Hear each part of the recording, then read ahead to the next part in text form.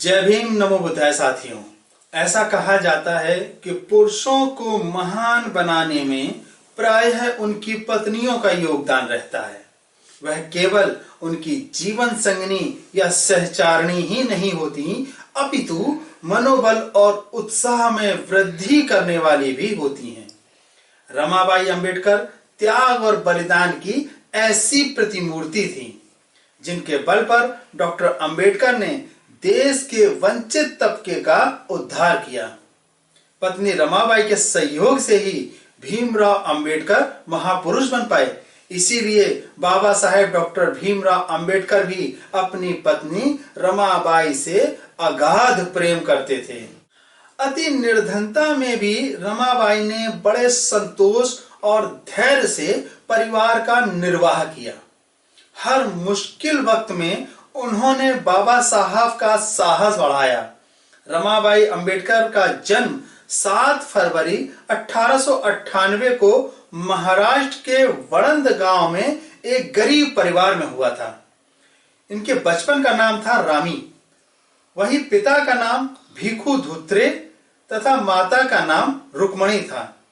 इनके पिता कुलीगिरी करते थे, जिसके कारण परिवार का पालन पोषण बड़ी मुश्किलों से होता था। छोटी उम्र में ही माता पिता की मृत्यु हो जाने के बाद रामी और भाई बहन सभी चाचा और मामा के साथ मुंबई आ गए। मुंबई में ये लोग भाईखला की चाल में रहते थे। साल 1906 में इनकी शादी भीमराव अंबेडकर के साथ हुई। शादी के वक्त इनकी आयु सिर्फ 9 साल और भीमराव की उम्र 14 साल थी। पति के प्रयत्न से रमा थोड़ा बहुत लिखना पढ़ना भी सीख गई थी। भीमराव अंबेडकर रमा को रामू कहकर बुलाते थे और रमाबाई भीमराव को साहब कहकर पुकारती थी। भीमराव के अमेरिका में रहने के दौरान रमाबाई कष्टों भरा दिन व्यतीत करती थी। उन्हें आर्थिक दिक्कतों का सामना करना पड़ा, लेकिन इसकी तनिक भी भनक उन्होंने बाबा साहब को नहीं लगने दी। दूसरी बार बाबा साहब जब पढ़ाई के लिए इंग्लैंड चले गए, इंग्लैंड जाने से पहले उन्होंने रमाबाई को घर परिवार चलाने के लिए रुपए तो दिए थे, लेकिन रकम इतनी कम थी कि वो रुपए बहुत जल्द ही खर्च हो गए। तब आर्थिक अभाव के कारण रमाबाई उपले बेचकर गुजारा करती थी। सीमित खर्च में घर चलाते हुए उन्हें कभी धनाभाव की चिंता नहीं हुई। 1924 तक बाबा साहेब और रमाबाई की 5 संतानें हुईं, लेकिन बाबा साहेब और रमाबाई ने अपनी आंखों के सामने अभाव से अपने 4 बच्चों को दम तोड़ते देखा। अपने 4 बच्चों की मृत्यु देखने से बड़ी दुखद घटना और क्या हो सकती है। उनका पुत्र गंगाधर 2.5 साल की उम्र में ही चल बसा। फिर रमेश नाम के पुत्र की मौत हुई। इंदु नाम की बेटी भी बचपन में ही चल बसी। इसके बाद सबसे छोटा पुत्र राजरतन भी नहीं रहा। एकमात्र इनका सबसे बड़ा पुत्र यशवंत राव ही जीवित रहा। इनके 4 बच्चों ने अभाव के कारण ही दम तोड़ दिया। बेटे गंगाधर की मृत्यु के बाद उसके मृत शरीर को ढकने के लिए कपड़े खरीदने को पैसे नहीं थे।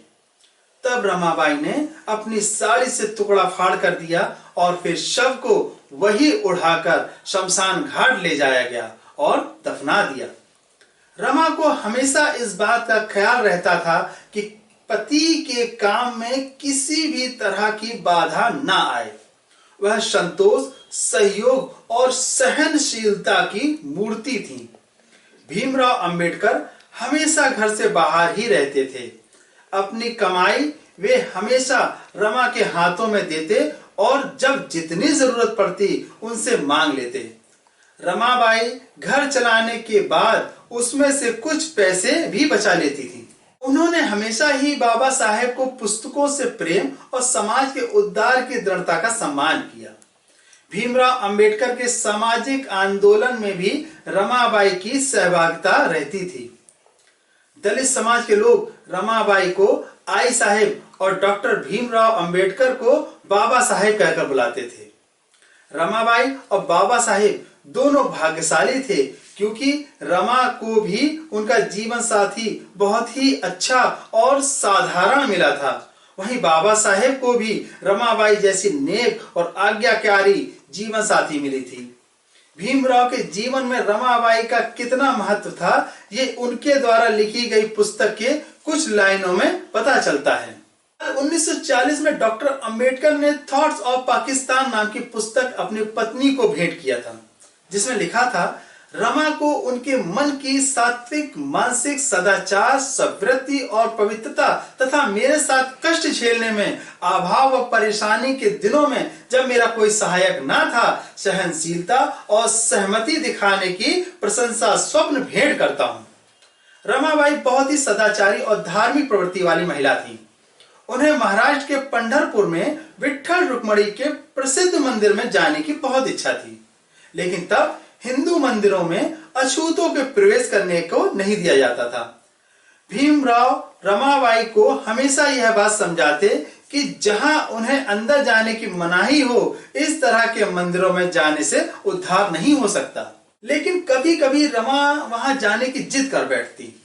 बहुत जिद करने पर एक बार बाबा साहब उन्हें पंढरपुर ले गए, लेकिन अछूत होने की वजह से उन्हें प्रवेश करने की अनुमति नहीं मिली और उन्हें विठोबा के बिना दर्शन किए ही लौटना पड़ा। माता रमाबाई की तबीयत खराब होने लगी।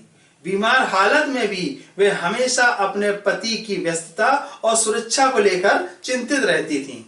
ऐसी हालत में भी वह भीमराव का पूरा ख्याल रखती थी। रमाबाई की तबीयत हमेशा खराब रहती थी। बाबा साहब उन्हें धारवाड़ ले गए, लेकिन स्थिति में सुधार नहीं आया। एक तरफ पत्नी की बीमारी और दूसरी तरफ 4 बच्चों की मृत्यु के गम में बाबा साहब उदास रहते थे। 27 मई 1935 को रमाबाई की मृत्यु के कारण डॉक्टर अंबेडकर पर दुख का पहाड़ टूट पड़ा। पत्नी की मृत्यु पर वे बच्चों की तरह फूट फूट कर रोए थे। रमाबाई के परिनिर्वाण में 50,000 से अधिक लोगों ने भाग लिया। रमाबाई के निधन से बाबा साहब को इतना धक्का पहुंचा कि उन्होंने बाल मुड़वा लिया। पत्नी की मौत के बाद वे बहुत ही दुखी और हमेशा उदास रहने लगे। उन्हें इस बात की तकलीफ थी कि जो जीवन साथी दुखों के समय में उनके साथ जूझती रही, अब जब सुख का समय आया तो वह सदा के लिए बिछुड़ गई। रमाबाई से असीम प्रेम होने के कारण बाबा साहब ने रमाबाई की अंत्येष्टि अपने बेटे यशवंत के द्वारा कराई। मैं प्रशांत कुमार त्याग व बलिदान की देवी पूज्य माता रमाबाई अंबेडकर जी की जन्म जयंती के पावन पर्व पर आप सभी सम्मानित धम्म बंधुओं को बहुत बहुत बधाई देते हुए उन्हें कोटि कोटि नमन करता हूं।